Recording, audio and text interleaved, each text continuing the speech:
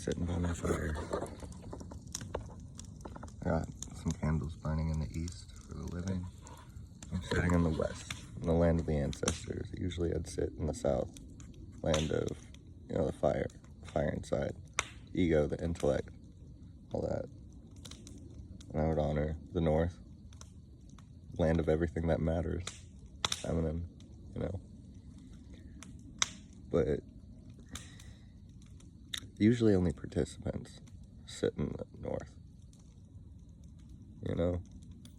Usually the west is for the water of the ancestors and the buried offerings. And it's where we honor our families and those who came before us.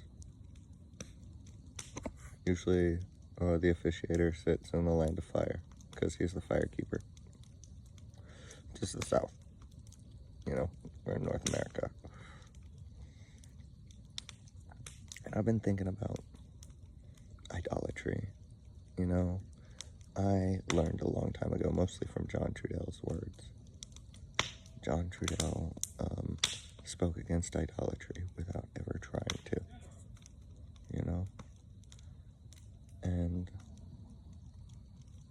that was amazing. He broke it down how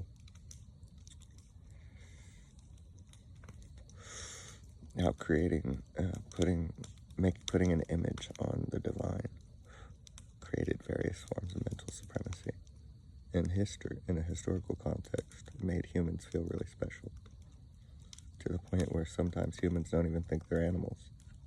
Isn't that weird? Like, where did you come from? Space? Well, knowing some people, yeah, that is what they believe, actually. A lot of people believe they descended from space aliens, which I've heard legends of some people. Maybe some people did. I know I'm mixed enough that there's space aliens on this planet, and there's earthlings on this planet. I'm certainly a little bit of both somewhere down the line.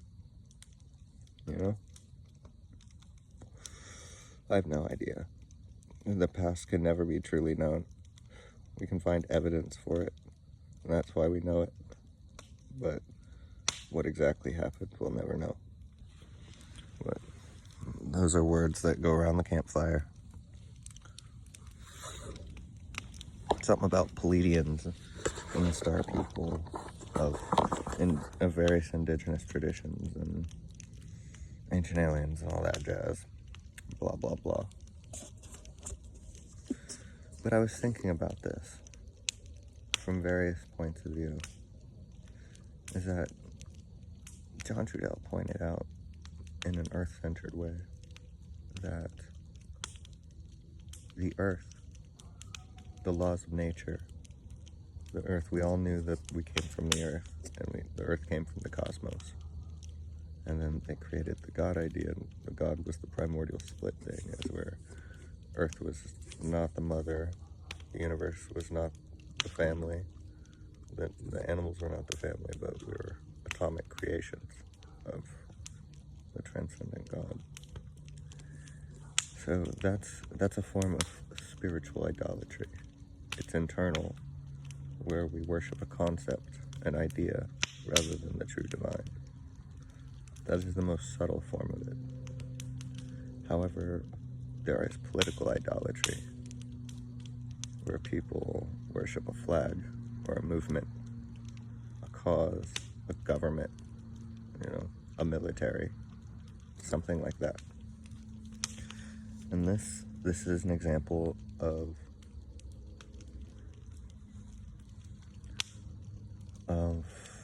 political idolatry.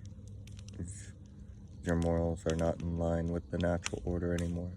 They're now in line with whatever the orders are and the rules are of your flag, of your club, or your group of people, whatever it may be. I think academic term is polity. Your polity of people, your group of people.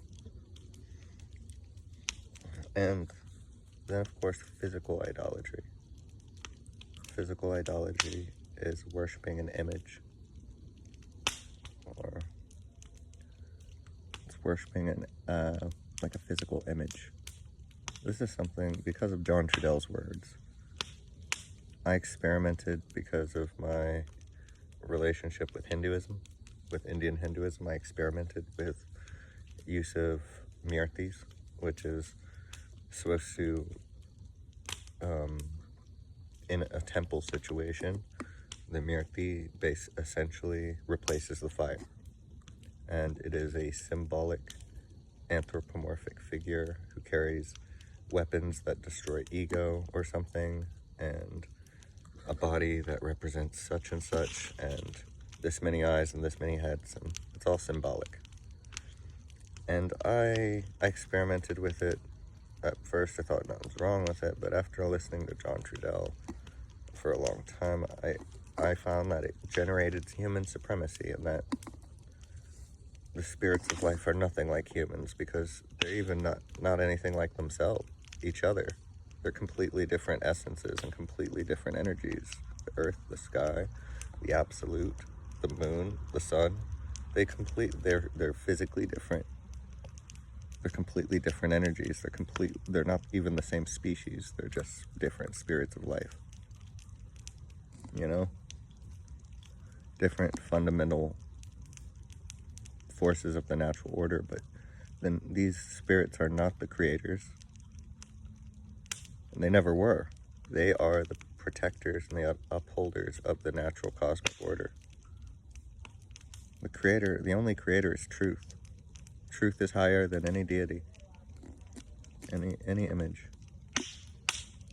It is the truth. And it's personally something that I worship. If anything could be said to worship, I worship the actual truth, the fundamental reality behind things. And all the study I could study for the rest of my life, it's not going to ever be complete, because it's the great work. And that's what I'm not super versed in occultism. I quit looking into that stuff years and years ago. I know a friend who is, and that's their path, but it's not mine. But so I'm not going to pretend like I am. But I remember reading in Western occult traditions, they call it the great work. Or they call it, they call it the great work.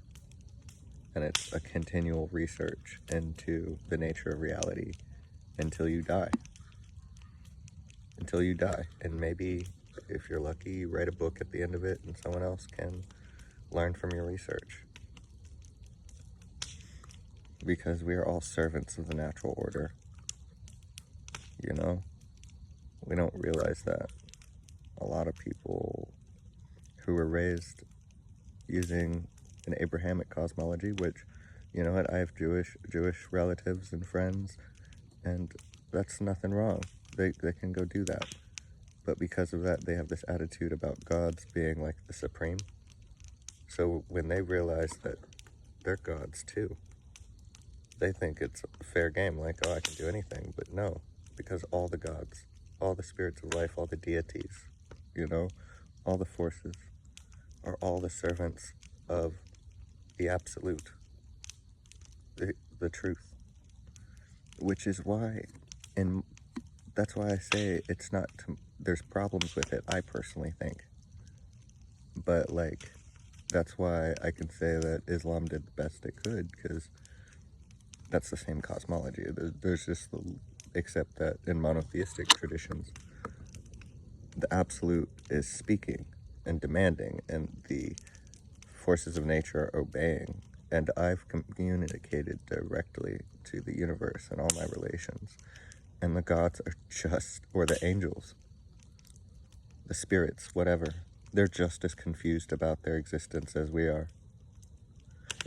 And something the Buddhists say, which I thought was really cool when I was going to a Tibetan Buddhist temple, was that the gods themselves have religions. There are some gods who have decided that they're Buddhist, and they think that that's what the absolute is. There's some gods that are helpful jinn, that are Muslim, and there's some gods who became Christian and became saints, whether for survival or in essence. I'd ask Saint Bridget and see if she wants to be Saint Bridget, but since everyone's worshiping her as the pagan goddess Bridget again, I assume that was just a con game for her, you know? But whatever it was, like, the Earth doesn't know anything. She is our mother, though. But do you expect your mother to know something? Our mothers are just people just like us that came into life not knowing anything about how this was going to work out. And they lived their life the best they could. And they loved us and they nurtured us the best they could.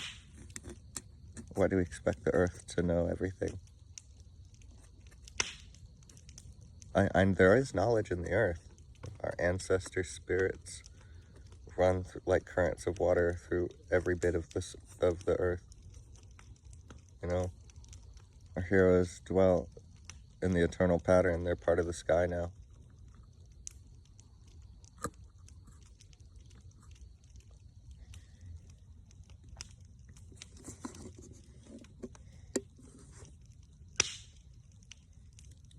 So why do we expect them to know anything that we didn't already know?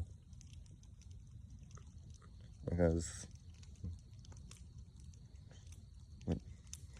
no, I mean, like, do gods even think like humans?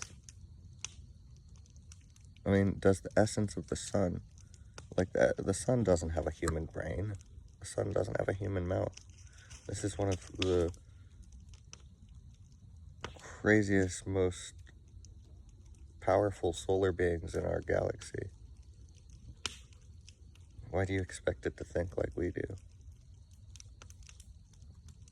You know, and it goes to the absolute. The absolute is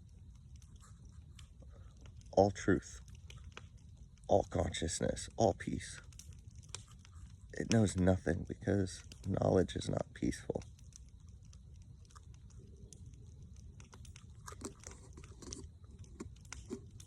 And it doesn't mean that there's not knowledge. I find this part hard to convey. There is knowledge to tap into. There's power to tap into. There's essence to tap into. And you can even communicate,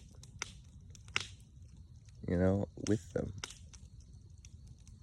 But they're not people like you and I. They're people like people. They're a different type of people. They're completely different. All the animals of life are. You see a raccoon. Why would you expect it to be human? You know, you expect it to know raccoon things. The essence of the raccoon. You go to a deer, why would you expect it to be human? You expect it to get up and talk to you, like in Narnia. No, the deer only knows deer things. Look at the crows, the pigeons, etc., etc., etc. So it goes with the larger non-human beings in the universe, such as the sun, or the earth, or the mountain, or the trees. That, like, think in a completely different way than any mammal ever would. We don't realize how related to animals we are. They're close enough in our family tree that they have the same facial features as us, like a nose and a mouth and two eyes. That's wild. It's like, do trees have eyes and a nose? They're living beings too. But no, they're so far removed in our family tree that they don't look nothing like us no more. But a deer has is a lot closer in the family tree than a, you know, like a tree is, you know. So it looks a little more like us. It has ears. It has 4 appendages. It has an asshole, urethra, mouth, all that, you know. And of course, the closer in family relation we are, the more we look like each other, you know.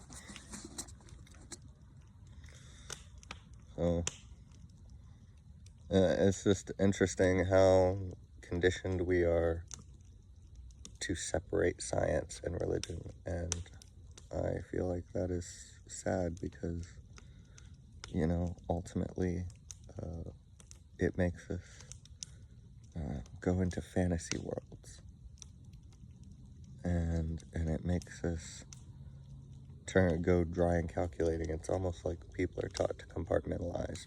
So there's a time to be dry and analytical, and there's a time to be emotional and irrational.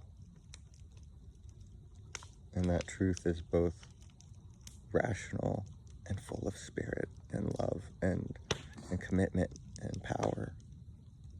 That's that these are supposed to be intertwined, and that's what the old way is. Those are both part of our original instructions, because, you know, that's what all the prophets are about, trying to get us home. Get us back to the sacred hoop of life, in line with, if you want to conceive of the absolute as a creator, then get in line with the creator. If you don't, then find your place in the natural order. However you conceive of it is impossible to deny. Nobody can deny that fire burns your hand. That is the natural order. That is the natural law. Fire burns hand. You put it in the fire, it will burn you. If you try to test this, you will get burned. And that is natural law.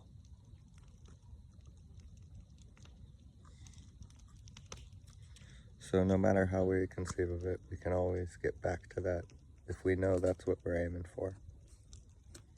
And I implore everyone, go on your journey, meditate. I want you to pray. I want you to think about it. I want you to put your energy out there. I want you to participate in anything, any tradition that gives you spiritual value and such. And then make your decisions on the natural order later. But the natural order is a fact. Whether it was created by God, or it emerged out of chaos, or it emerged based on an archetypal pattern, or it's, I don't know, it's a living organism in space, or whatever we come up with. If we recognize the root of all spirituality and we pray to the moon, instead of our opinions about what the moon is, then we will cease to be idolaters. Have a blessed night.